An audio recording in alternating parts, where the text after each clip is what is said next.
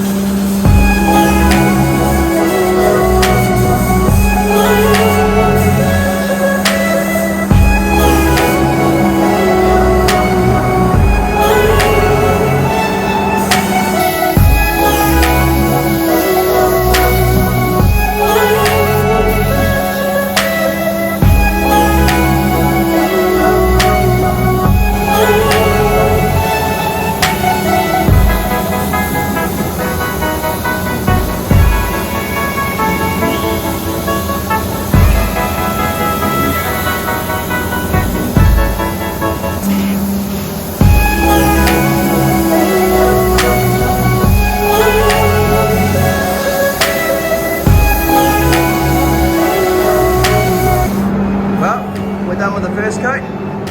It's giving me a little trigger to get into all the little spots with everything in the way, but she's doing a fantastic job. Top painter here at Ballantyne's.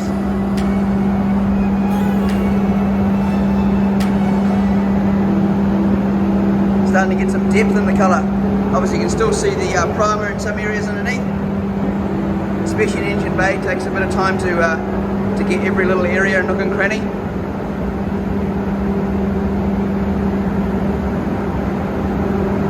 Going for a burgundy red, so that'll be quite cool. Once I finish, quite a bit darker like that, and also a satin, so a satin burgundy red. Something a bit different, something I found the colour off on actually another little Hilux. and then off a few other vehicles. And going with the theme, well, the vehicle and its age and era, being in 1985, wanted to keep it a bit of an old school colour. So I thought it'd be quite cool, something like this. Should go well with the tan top and the wheels.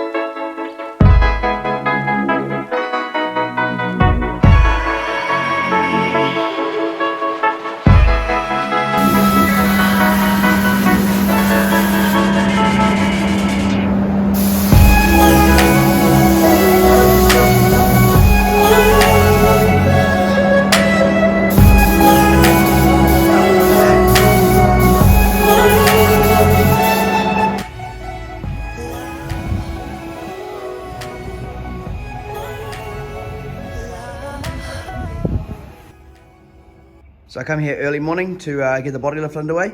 It's pretty straightforward in a vehicle like this, especially an older vehicle. With the motor and everything out and pretty much stripped, it's definitely a hell of a lot easier.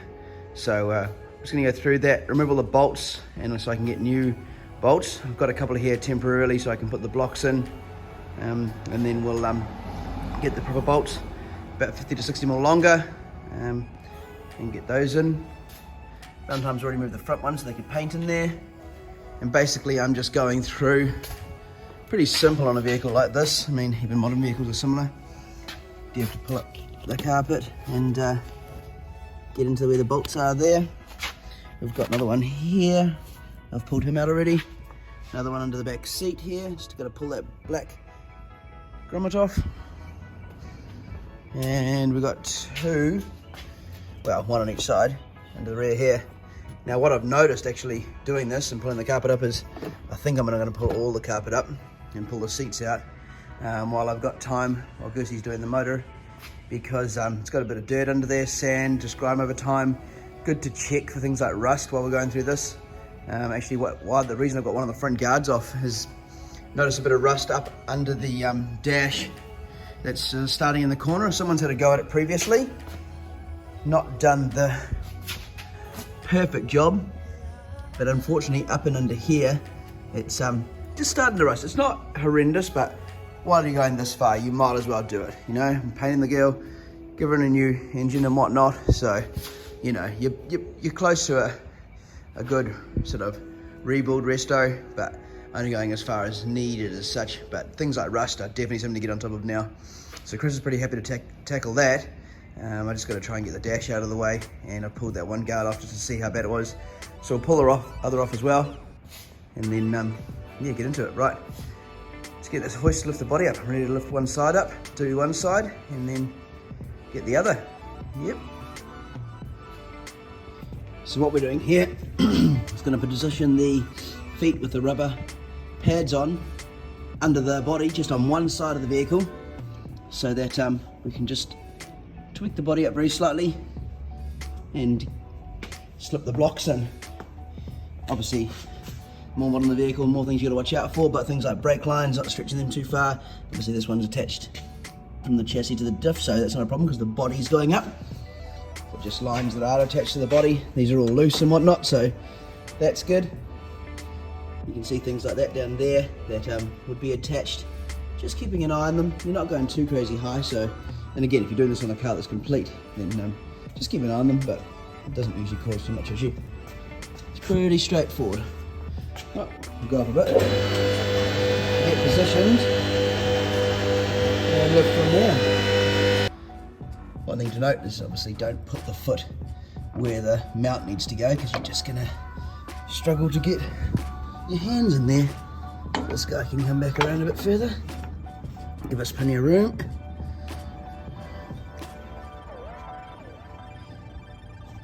Depending on how heavy the vehicle is, so you want to be careful where you lift off. A vehicle like this, it absolutely weighs nothing.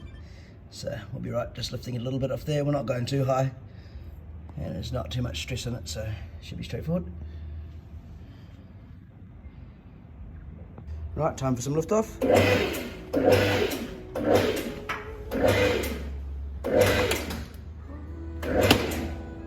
And plastic is just sort of stuck on there a wee bit.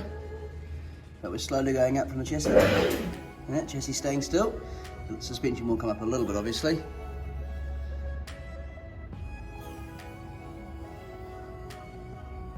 I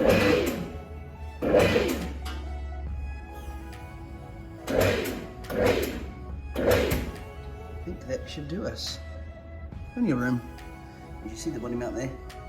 Bah, look how much lift that's got, mate. Woo. Yeah, ready for some bigger tyres already. So here's the most important thing to note about any body lift. Now this is any vehicle. So this is the factory washer. It's got the rubber on the bottom. This goes and sits on top of the chassis, and the chassis is underneath with the mount, and then the bolt goes through. Now, got to be careful. A lot of kits on the market. Blocks like this, 50mm high, yeah. Too small. Not the same size as a factory washer. Got a little bit bigger one here. No, still too small. You see that's a 50mm diameter, 60mm. This is a 70mm, I believe. Perfect. Now you could get finicky. You could go, okay, I need like an exact size, but there's physically no point. This is spreading the load of the body of the vehicle as per the factory requirements. And the washer is completely covered, so nice surface area for the body to mount on. That's what you're looking for. So I thought maybe being an older car, the smaller blocks, or the 60mm blocks might work, but not in this case. This is one of the middle things, so I'll be using these. In the front, you can see here, so she's lifted up on quite a bit of an angle. So on the front, the washers are a little bit smaller, and the area to put them sometimes is a bit smaller, especially in the Hiluxes, because they've got space like that. So what we'll do is we'll go and check this body block on that one. I think we'll be a bit closer. There we go. Perfect fit. So, slightly bigger than the factory washer, but mainly it has to be the same size, so that's fine. That's definitely fine, we can go with that. So I'll put that one there, and I'll put bigger ones in the back, like that. Perfect. So, here we have the factory rubber we pulled off. Now, he goes up on here. This was the piece that goes under, the little crush tube. That goes up in there, and then the bolt goes through it all. And then this is our block. Block slips up here, just switch over hands, and slips in there, plenty of room. There we go, wider than the factory washer. Plenty of displacement over the body. Lighter bodies like this don't have too much fatigue, but we've seen 80 series Land Cruisers and the GQs sort of push through on the mounts. I've seen an 80 series push through badly actually. Just too small a block, an older block, 50mm wide. Just put too much pressure on the body, off-roading and whatnot, and basically punched through the body almost. So yep, it's very important, and that's why certifiers will not pass them if they are not the width of the factory washer. So one little trick for young players is you've got to be careful not to let this back mount is a bit different, but not to let where you're going off the body when you're lifting up, obviously hit the part of the chassis. So at the front, you could see I've had to actually move the car forward slightly to go there. Because if, for example, this gap's only small, less than 50mm, if we lift it off here and it was going to go over here, the foot, it would catch on that chassis mount, and then basically be lifting the whole car up. And you go, oh, why isn't it getting high enough to get the body blocks in? So, just got to check that. And see over here, we've got to be careful of these bits and pieces. This isn't too bad because we are going to get the body bolt from the back, and you got to check on the fuel lines and bits and pieces. They should be pretty right though, so we'll keep an eye on that. Just go and have a little check. Well, there we have it. Body lift's in. Just got to go and get a few other bolts and a couple of other blocks just to be a bit better suited for the old gilt and make sure it's up to certification standard. Yep, at least it's all predominantly in. Just trying to get done what I can in the morning while I've got access to the hoist and whatnot. But yeah, plenty of clearance under there now. We'll tidy this back up and get that all sorted, but at least there's plenty of room for the old motor now. Well, what do we have here?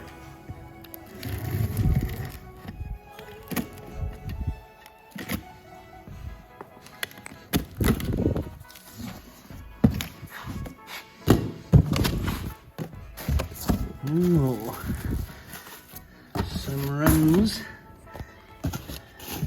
to suit the old girl, eh? Let's see if you guys think these are going to do the job. Not bad. Not bad. Ooh, time to fit these bad boys up. These are the temporary tyres I've got, which should do the job for now. Getting everything mocked up and set up to where we want, and then eventually we'll get some new tyres, but that can stay till the end of the build.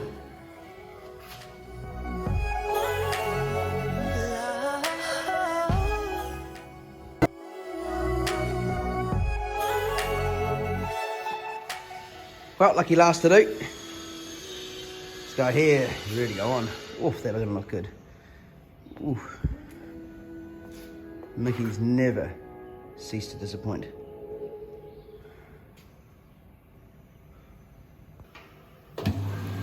Bang. Just like that. On. Oh, you can see having the 10-inch rim. Definitely makes them pump out a bit. Yeah, boy.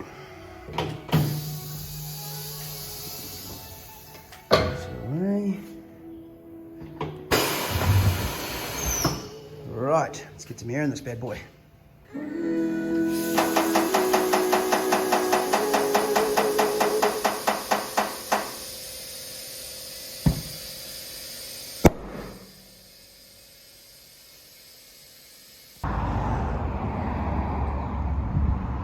Well, we just loaded her up from picking up for the first bit of paint from Ballantyne's on the trailer on the new wheels. Yeah, awesome job to Ballantyne's as always. Next level work. Love it. Can't wait to see the whole car this colour. In the burgundy satin. Very nice. Right. Bring on the weekend of some stripping down and prepping to go back down to Goosey for the motor.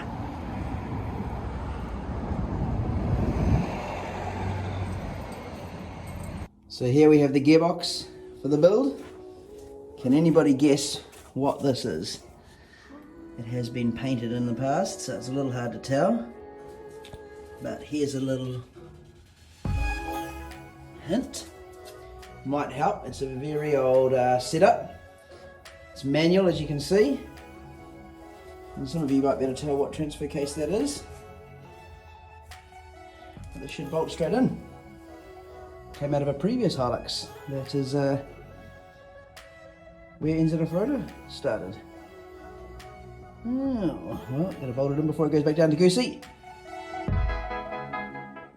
Well guys, I thought to round out this episode 2, I'd run through with the wheels and tyres of exact specifications of what I've gone with. So I found a really nice rim that's more of a American style, bit suited to this vehicle I think, and something just a little bit different than what you'd normally see, or in this case even a little bit what you'd kind of expect to see on an older vehicle like this. So I've gone with the Ion 171 6x10 -38 6x139 stud pattern with a 6 stud on the surf. Really nice alloy rim. Good quality, well rated, can fit on most pretty much 4-wheel drives. This being a lighter one, you don't have to worry about too much about the rating, but just be careful, some of those cheaper rims on the market, you've really got to check the weight rating on the wheels to make sure they're going to do the job for your vehicle. But really nice rim. I love the dish, always looks sharp. -38 being a good in between. A lot of rims out there are like a -44 or sort of less, so it's nice to have a bit of dish. Tyre size, I've gone for a 305 70/16. So I've gone for the 305 for the width, and rather than like a 285 might be slightly higher, but really this car isn't for height, isn't a huge off-road vehicle, so you don't need that for the ruts. But the 305 just looks like a nice fat tyre on the road, and I think that's probably more important in this scenario. So yeah, we're sticking with the Mickey Thompsons. This just got a test set for now, or a second-hand set just for the fit up for everything we're going to be doing with the vehicle, and then I'll get a fresh set once we get the build all done. Yeah, buddy, loving the rims and the tyre setup. Oof, sets it off nicely. Sure, we'll catch you in the next one.